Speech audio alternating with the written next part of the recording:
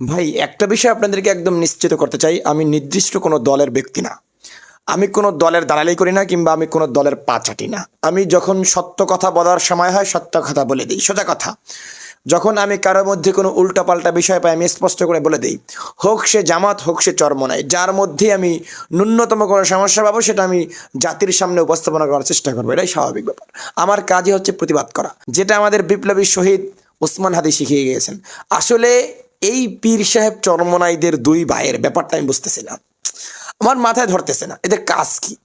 এত ইম্পর্টেন্ট ব্যাপার, যেইখানে জামাতের আমির সাহেব সুদূর লন্ডন থেকে জানাজায় উপস্থিত হওয়ার জন্য চলে আসছেন, সেইখানে দেশে থাকা সত্ত্বেও দুই ভাইয়ের এক ভাইও জানাজায় উপস্থিত হলো না, পাঠালো অন্যান্য নেতাকর্মীদের। যেখানে জামাত ইসলামের আমির মহাসচিব থেকে শুরু করে সবাই উপস্থিত হলো, সেখানে ইসলামী আন্দোলনের নায়েবে আমির তারা কোথায়? এই যে জানাজাটা, এটা কিন্তু তারিখের মধ্যে লিপিবদ্ধ থাকবে। এটা 100 বছর পরে মানুষ এটার স্মৃতি দেখবে, অথচ পুরো স্মৃতির মধ্যে পীর সাহেব চরমনাইদের কাউকে দেখবে না। যেখানে শহীদ ওসমান হাদির লাশ বাংলাদেশে আনার পরেই সেই লাশের কফিন ছুঁয়ে সবাই শপথ করেছেন, কই সেখানেও তো আমাদের পীর সাহেবদের কাউকে দেখলাম না। কি এসবের জবাব কি? বাংলাদেশে বড় বড় ওলামা ইকরাম মৃত্যুবরণ করেন, কই সেখানে তো পীর সাহেবরা যায় না। দেখেছি বহুত বড় বড় জায়গায় পীর সাহেবরা যায় না। তাদের এত র্যাঙ্ক, এত দাম, আমার মাথায় ঢুকে না। এসব অনেক কিছু আমার মাথায় চক্কর খায় ভাই। এটা কেমন? আপনার যত বড় কাজ থাক, আপনি বাংলাদেশে আছেন, জামাতের আমির সাহেব উনি যদি লন্ডন থেকে এসে জানাজায় শরীক হতে পারে, আপনি কেন বাংলাদেশে বসে যেখানেই থাকেন না কেন এসে দুই ভাইয়ের এক ভাই অন্তত পক্ষে জানাজায় শরীক হতে পারলেন না? তার সাথে কোনো বিদ্বেষ আছে আপনাদের? কই কোনো বিদ্বেষ নেই তো। সে তো আপনার মতনই, ফয়জুল করিম সাহেবকে বলতে চাই, সেটা আপনার মতনই ভারতীয় আধিপত্যবাদের বিরুদ্ধে সবসময় বিপ্লব বিদ্রোহ করে যাচ্ছেন, আপনার মতোই একজন হুঙ্কার দাতা। অথচ কই আপনারা তার জানাজায় শরীক হলেন না। আবার ব্যাপার অন্যদিকে গেছে, দেখুন যেইখানে নল সিটিতে যেখানে হচ্ছেন এই শহীদ ওসমান হাদি রহিমাহুল্লার বাড়ি, সেইখানটাতেও নল সিটির যিনি এমপি পদপ্রার্থী আমাদের সিরাজুল হক সিরাজি সাহেব, অথচ তিনিও গেলেন না। কই কোনো মিডিয়ায় তো তার ভিডিও কভার করেননি। এবার তিনি অন্ততপক্ষে জানাজা আসলেন না। অথচ ওইখানের যিনি জামাত ইসলামের প্রার্থী, তিনি একদম সমাধি পর্যন্ত পাশে ছিলেন, সাথে ছিলেন। তো পুরো মিডিয়ায় পুরোপুরি দেখা গিয়েছে শুধু জামাত ইসলামের নেতাকর্মীদের। আপনারা ভাই সত্য কথা বলি স্পষ্ট আকারে, রাজনীতিতে জামাতের চেয়ে 500 বছরের পিছনে আছেন।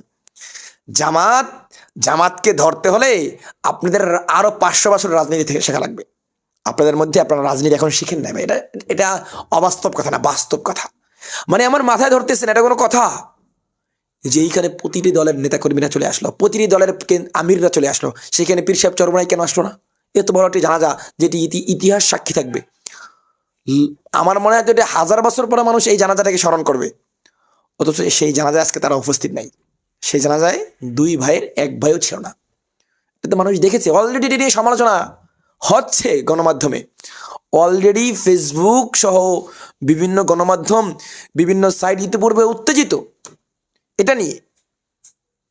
নেতাকর্মী পাঠিয়ে দিলে তো সমাধান হয়ে যায় না। আমার মনে আছে শহীদ আহমদ শফি রহিমহুল্লাহ তাআলা, তার জানা যায় শুধু নাইম আমির সাহেব গিয়েছে, তাও আমার মনে হয় গিয়েছে অনেক কষ্ট করার পরে। কেন পীর সাহেব চরমনাই সেখানে যাওয়া উচিত ছিল না? আমি বুঝি না এইসব, এই যে দায়িত্বশীলতার ব্যাপারটা, এগুলো দায়িত্বশীলতার ব্যাপার। আপনি আমাকে বলবেন যে আপনি পীর সাহেবদের বড় কথা বলেন, উপরে কথা বলেন। না, আমি তাদের উপরে কথা বলি না।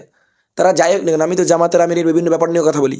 সে যে লন্ডন সফর করলেন কেন সফর করলেন সেটা নিয়ে আমি ভিডিও বানিয়েছি। যদিও অনেকে এটাকে নিয়ে আমাকে খারাপ গালিগালাজ করেছেন, কেউ আবার পক্ষপাতী করেছেন, কেউ বিপক্ষপাতী করেছেন, স্বাভাবিক।